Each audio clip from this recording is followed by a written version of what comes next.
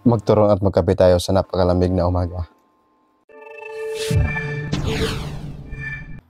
So ayan, good morning guys. Official winter na dito sa amin sa Poland. At syempre dahil winter na, sobrang lamig na naman. Kaya sa ganitong napakalamig na panahon ay napakasarap humigop ng mainit na kape sa iyong pagkagising.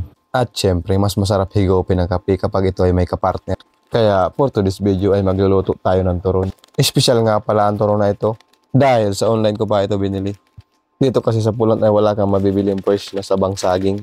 At kung meron man ay piling lugar lamang. Ang lugar kasi namin ay medyo may kalayuan sa Kabiasnan.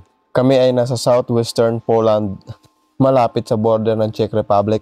Kaya wala pang masyadong Asian food store sa bandang aming kinaroroonan. Mangilan-ngilan pa nga lang kasi kami mga Pilipino dito sa parting to. Nakakakita lang kami ng mga Asian food store kapag lumuluwas kami sa malalaking syudad. Kaya naman sa mga pagkakataong kami lumuluwas at makakita ng Asian store ay sinasamantala na namin.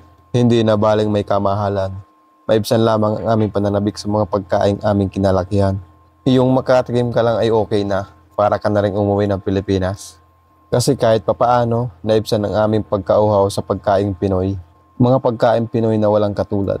Mga pagkaing hahanap-hanapin ng iyong panlasa. Kaya kung hindi man kami nakakalawas ng syudad ay sa online na lamang kami bumibili.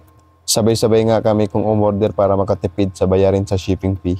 Yan nga ang discarding ginagawa namin kasi 20 kilo naman ang minimum sa bawat shipment. Nakakasayang naman kasi kung ikaw lang ang order at konti lang naman ang iyong orderin kasi pareho din naman ang iyong babayaran. Kumbaga ay diskarte na lang para makasave. Bagamat hindi naman kamahalan ang bayad sa shipping.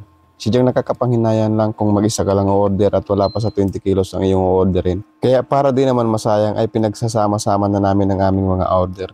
Sa ganitong paraan ay happy na masaya pa ang everybody. O siya, luto na ang aking malutong na turon. Tara at ito'y lanta ka na.